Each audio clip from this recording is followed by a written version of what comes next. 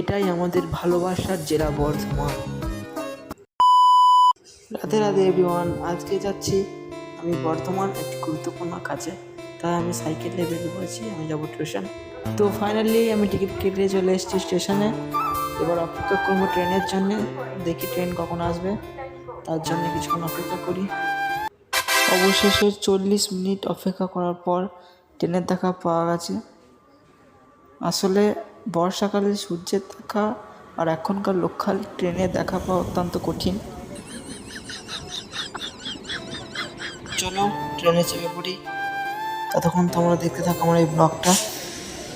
তো আমার ব্লগ যদি তোমাদের ভালো লাগে, লাইক কমেন্ট শেয়ার এবং সাবস্ক্রাইব করে আমার পাশে থেকো। চলো যাওয়া যাক। তো আমি পাড়ার স্টেশনকে বাই বাই করে বেরিয়ে গেলাম বর্ধমানের উদ্দেশ্যে।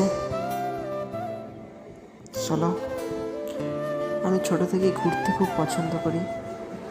আজ বর্ধমান যাচ্ছি শুধু ঘুরতেই নয়, বরং থার্ড সেমিস্টারের কিছু বইও কিনতে।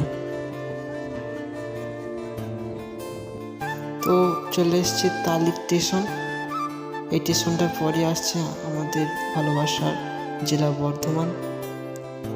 1 ঘন্টা জার্নি করার পর ফাইনালি আমি চলে এসেছি বর্ধমান স্টেশন। এবার যাবো আমি সামনে দিয়ে।